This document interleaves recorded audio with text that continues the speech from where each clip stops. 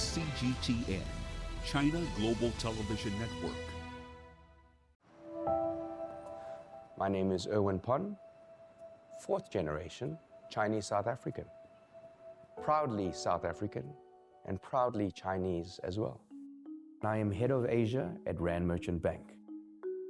I'm the chairman of the Chinese Association that tries to unite the Chinese in South Africa and also highlight that Chinese in South Africa are part of South Africa, the hate speech case.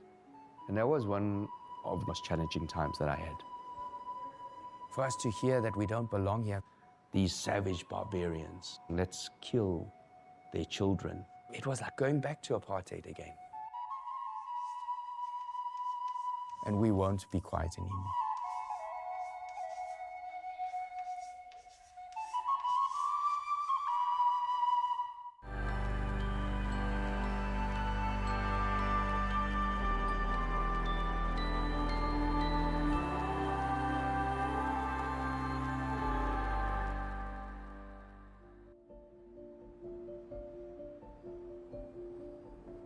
My name is Erwin Pon, and I am a fourth generation Chinese South African. Proudly South African and proudly Chinese as well. I am head of Asia at Rand Merchant Bank. The largest portion of that comes from China. So today I'm off to China. I established the China desk in 2009. And during these 16 odd years, we've done a huge amount of transactions between China and South Africa. In fact, our transactions have reached over 40, close to 50 billion rand. I haven't been back to China in 4 years since COVID, and I'm really looking forward to it. Even though I'm born here in South Africa, China is like a home to me. I have this romantic connection back to China. It's part of me, it's part of my blood, it's part of who I am. One of the first projects I was part of was a company called Gold One. It's a gold company here in South Africa. And a Chinese group of companies led by the China-Africa Development Fund, buying resources in China, were very interested in acquiring a gold asset. And it has actually become one of the more successful mining acquisitions by a Chinese mining company in South Africa. It's created lots of jobs, it's expanded the operations, and actually this is a real example now of how China and Africa can come together to develop a win-win situation. So I've just arrived back from China, and nothing better to get rid of the jet lag than to come out for a wonderful run and get the blood pumping again. I see what the possibilities are. China has really opened back up again. And there's a whole host of opportunities there. People are busy on the streets. Corporates are interested, excited, determined to make the best of things. And bringing back that to South Africa, I hope to convert that into great opportunities, not only for China, but for our African and South African people as well. Good morning, Erwin. Hey, how's it going? He facilitates the business from China into Africa. I then facilitate the trade into Africa. Erwin helps create that link and make it easy for people to demystify the complexity of doing business in Africa. Partnership is key. The cultures are different, the regulations are different, the way of doing business is different. It's not just looking for the opportunities, but it's looking for the best of both worlds.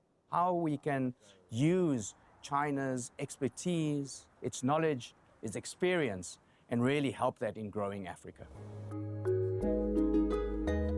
I've worked with Erwin for a number of years now. Erwin has been able to take some of the cultural aspects, bring himself and his own culture into business. And I think, when you're able to bring all of yourself, this is what authentic leadership is all about.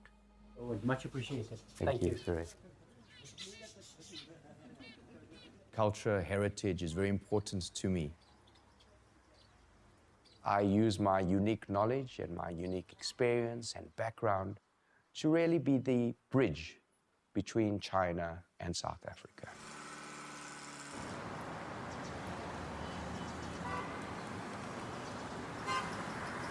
I'm the chairman of the Chinese Association that tries to unite the Chinese in South Africa. And I try to make our Chinese communities integrate better into the South African communities.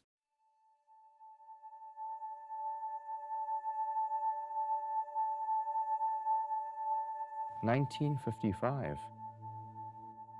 Even my family's shop is over here."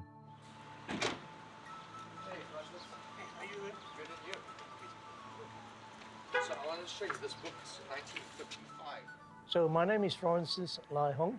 I've basically been here all my life, as South African as you can get. We cry, we watch rugby, we watch soccer, we watch cricket, you know, and we get disappointed like all other fans. So, and we get happy when we win the World Cups now and again. I have been involved with community work for the last 15 odd years together with Erwin, more or less the same 17 time. years. 17 years actually, huh? We basically came in as a new young blood, and we've been there ever since, you know, so now we're the old blood and some young blood are coming in. 17 years ago, he was the guy that came to me and said, "Erwin, you need to join the TCA. We're going to go and make a difference." I mean, there was, to me, no one else that could actually assume the role, the proper leadership role of the TCA, except Erwin, because of his intelligence, because of his understanding of things, because of his cultural heritage. We realized as a small group of Chinese here in South Africa, we need to be integrated into South Africa. You know, we are part of South Africa. If we want South African population to accept us as South Africans, we also need to integrate into the rest of South Africa, not just as an isolated community, but as a Chinese community that contributes to the welfare of society as a whole in South Africa.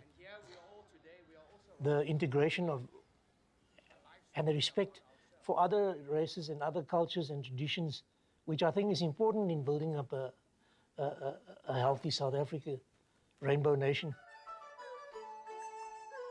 One of the most nation-building events that we were part of was the Chinese New Year celebration. Where we have thousands of people. And what's the beauty of that is whereby we introduce Chinese culture. And at many of our Chinese events, you know, it's great to see many non-Chinese attending as well. Audience, a Happy New Year!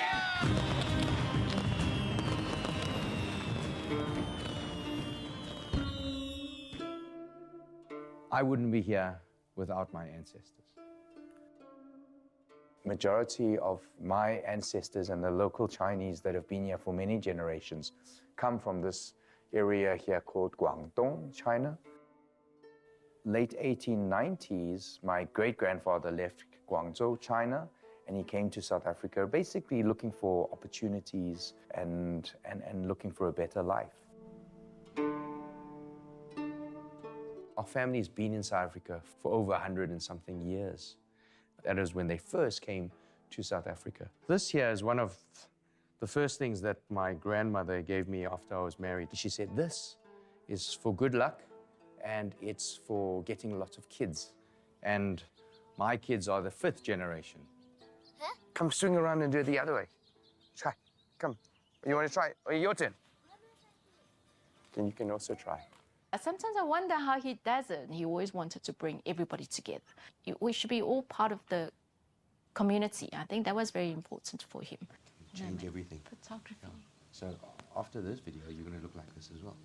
And a good sense of humor as well. And I think that's what I liked about him and made me fall in love with him.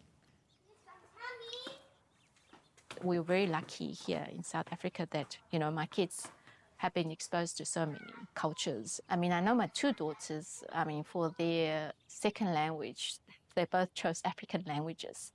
But I think for my kids, I mean, if you ask them, they'll say 100% I'm South African. South Africa's home.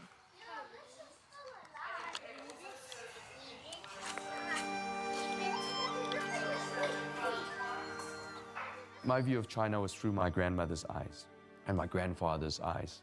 Her name was Sui, and Sui is also the name that we used for our family business, which has been around for, I think, close to 80 years now in South Africa. And I find it so amazing for my grandparents not being able to speak English And being able to set up a shop that has lasted up until now, to being able to buy goods, import goods, and send their goods all across Southern Africa and South Africa. You know, in those days, there was, in our Chinese community, there weren't many people that didn't hear of either Suing Hong or the Pon family. We were also respected by a lot of people outside of the community. And they would come and visit, and they would either come and visit our shop, or on a special day like this for my grandmother's 100th, you know, we had Winnie Mandela attending the event as well. And it was wonderful for my gran as well, that just to feel like you belong. And when people outside of your community also come and give their respects and show their sincerity, it really does make a difference. Hey, Dodao. Hello, how are you? So this is the shop. This is where I have a lot of my young memories. This shop here just has such a very special part of my life growing up. My grandmother as well would also use this opportunity when it was a bit quiet to teach me Chinese and teach me how to write my name and various Chinese characters. One of the key memories, coming here to eat on this beautiful sweet and not have to pay for it. not having to pay for it.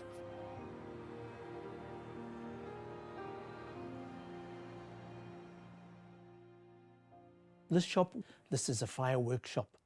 It belongs to my younger brother. My brother number 4. I'm brother number 3.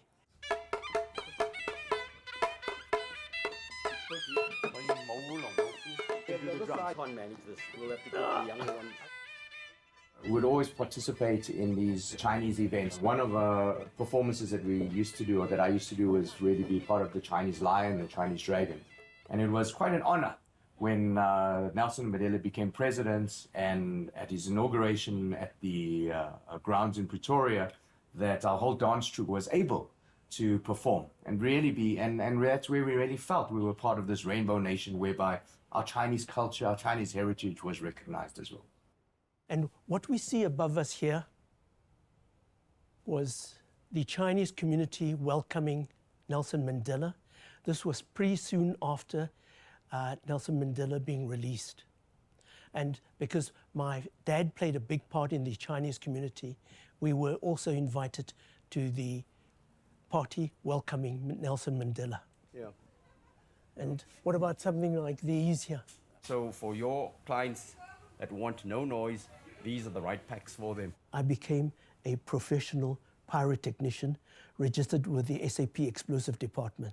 And I think I'm very, very fortunate to have a passion, a hobby, which at the same time is my profession, part of our Chinese culture and tradition. Now, this is the consumer version. In the professional field, we have the identical item, and the biggest is 20 millimeter, the size of a football. So, but the concept is the same. Launching tube, bottom you have a bit of gunpowder. When you ignite it, gunpowder explodes. When it explodes, a little ball flies up. When it gets to its zenith, it explodes, bang, and out pops a beautiful pattern. Those were the Arts Alive. Yeah, Arts Alive on 1993. It was firework business, it was our Chinese grocery business that enabled us here in South Africa to also make a living, for us to raise our kids, for us to have opportunities. And in Chinese we say Yao Yun Fan. And it was like almost like the fate that even though we are so far away from our homeland, there were things that united us with our homeland that also enabled us to have a life here. And I think that type of entrepreneurial spirit has lived within me, to always look for opportunities, look for ideas out there.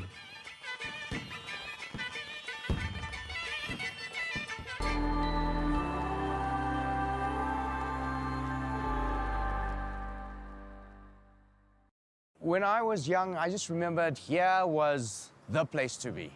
Whenever you wanted to see any Chinese community members, anybody in the community, you would just come here and it would be full. The streets were full.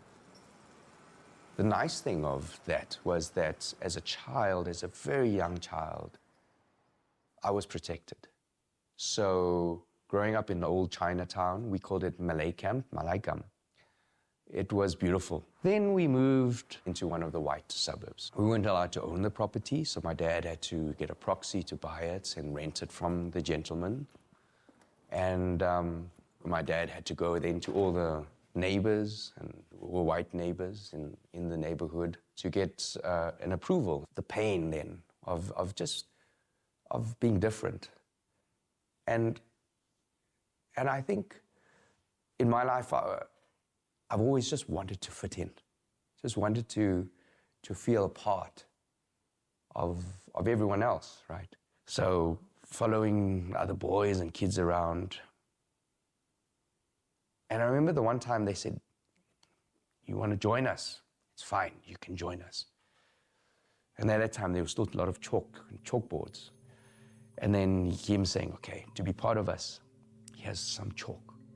You must eat this chalk. And if you eat this chalk, you'll be one of us." And I did. I remember, even now, if I think about it, that feeling of that dryness and choking on the chalk. I remember chewing on the chalk and just thinking, like, just do it, Erwin. Because if you do it, you'll be part of them. They'll allow you in.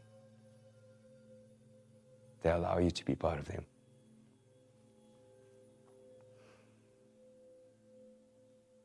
So I did it. And I remember just asking my mom, why? And she turned to me and she said, "Erwin, it's okay. It's okay to be different."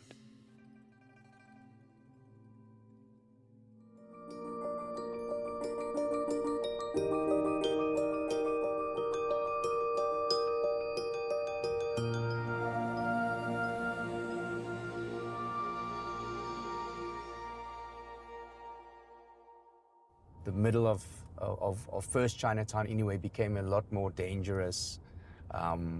Businesses started moving out. So here we're in Chinatown, and it's new Chinatown, as we call it, established probably, gosh, in the mid-90s when I was in university. During that special time in South Africa's history, post-1994, Nelson Mandela came out of prison, and we really became the Rainbow Nation. So we started getting restaurants here, grocery stores, hairdressers, you name it. Different cultures and different people come to Chinatown. That's the beauty, right? It's where we share, where we go to other cultures and places as well, and let them know about us as well. So that's the beauty of cultural integration, of really the Rainbow Nation.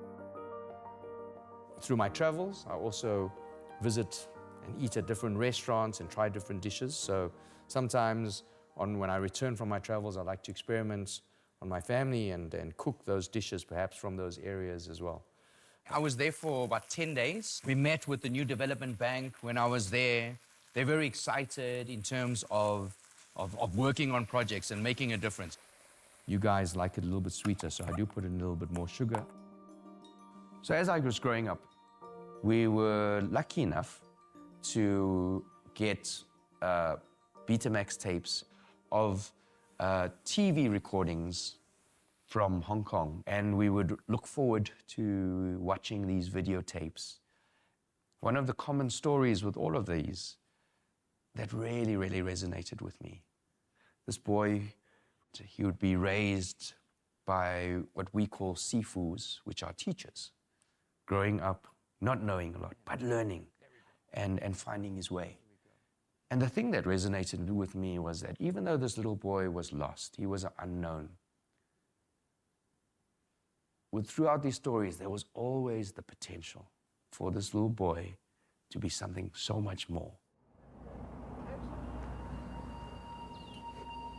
Hello, how are you? Good, thank you. How are you? Melanie Yap, Nyan Man. are really the historians of our local Chinese, the Chinese that have been here for many generations. They had the foresight a couple of decades ago to write a book about the history of the Chinese in South Africa. See this beautiful award I received from TCA. Have you seen it?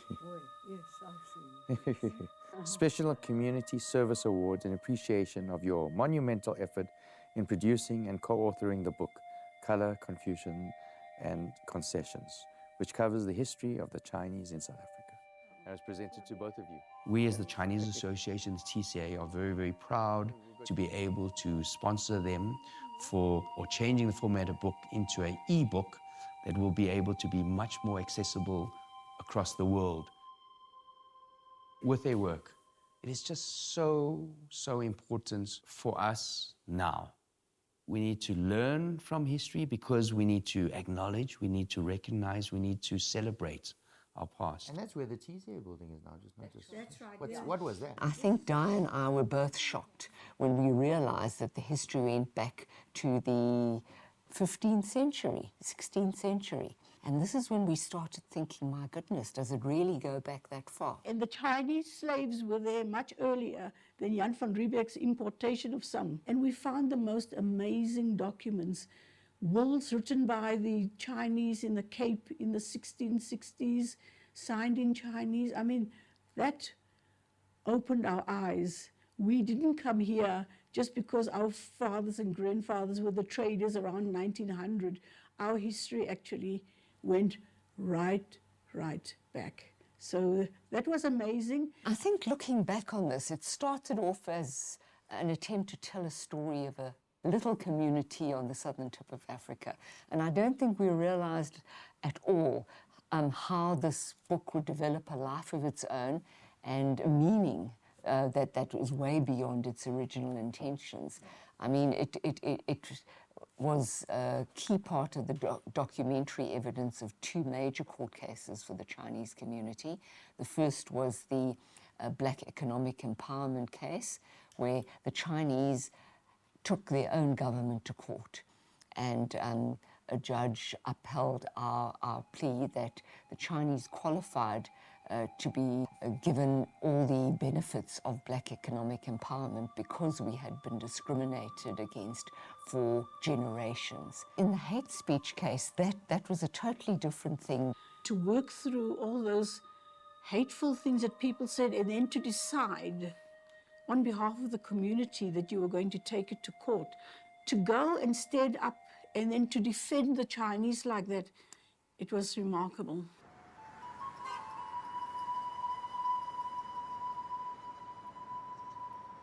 The hate speech case. And that was one of the most challenging times that I had. Because we were always told, keep your head down. If there's any problem, keep your head down. Don't make any noise. Keep quiet. It'll go away. It was when we realized that it is going to become more than words. These savage barbarians, let's kill their children.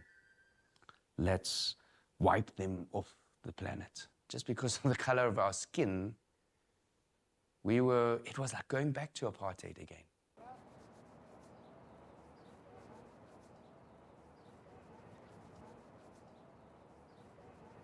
My name is Ben Winks. I'm an advocate specializing in media, human rights, and international law. In 2017, thousands of hateful comments against the Chinese were posted on Facebook. 12 comments that were ultimately selected, and eventually some saw the light and decided to apologize. And then there were those who fought us. And then we finally had our court date in 2019. The court was basically like bursting at its seams. There was not enough seats for the amount of Chinese community people that was there. They were waiting outside. And a lot of this community didn't even understand or speak English. In reality, I didn't know that I would start from the beginning of my whole life. I was really filled with a huge amount of admiration for you for doing that, for making yourself so vulnerable in a court of law. It was very emotional for me. I struggled to contain my emotions when we were recounting those experiences in front of a whole community of over 100 people in front of hostile lawyers, in front of a judge, and that, you know, you were prepared to go through that and expose yourself to cross-examination for the sake of your community. When the opposing lawyer actually said, but aren't you making a small thing big? No, it isn't a small thing. For us to hear that you want to kill our children, for us to hear that we don't belong here, it is not a small thing, and we won't be quiet anymore. Today is really a significant moment. It's a historic moment whereby the Chinese people can now put their head up high. So today is dignity restored to the Chinese community. And it sends a strong message to others out there that hate speech and the incitement of violence against Chinese people, against any other communities for that matter, will not be accepted. It's because of you that we can all be proud. 让我们为自己来鼓掌，为我们大家来鼓掌，为我们自己来骄傲。谢谢大家。 When I was a young kid, I would always watch these kung fu movies and dream of bringing people together and being the hero. And I remember the one day walking into court, and the one father, as I passed, he said to his little boy, he said, "That's the man I was talking about. That's the hero in our community." Just like clicked when he said that. I didn't feel it, but I just thought, wow, maybe that little boy, that little Erwin that had dreamt of being a hero one day, maybe he really did achieve it. And at that time, I didn't think I was a hero. I mean, all I was just trying to help our community. What the community did was a service not only for themselves, but for South Africa as a whole. They contributed to building a legal landscape against hate speech that will serve any marginalized community. I don't think we could have received a better advocate. The case was really, I mean, it was profoundly important for me. It helped me reconnect with the reasons why I studied law in the first place, and also, you know, felt a sense of responsibility as a South African to play a part. Sorry, it's bringing up a bit of emotion.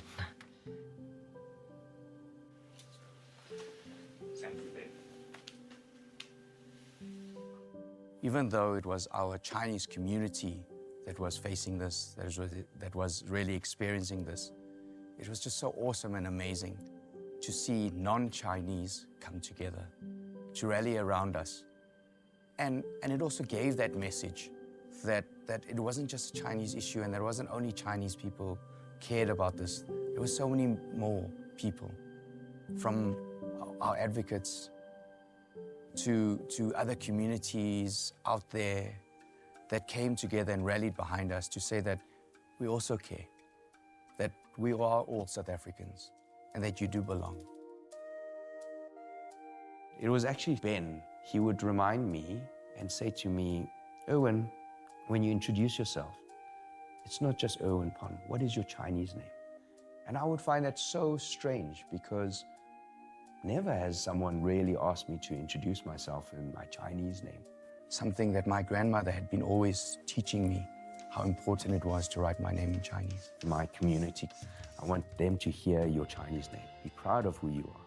My name is Ye Hui Fen. Liang Sei Loi. Chen Jingyan. Pun Kwok Pong. Han Guo Jing. Pun Ming Yi.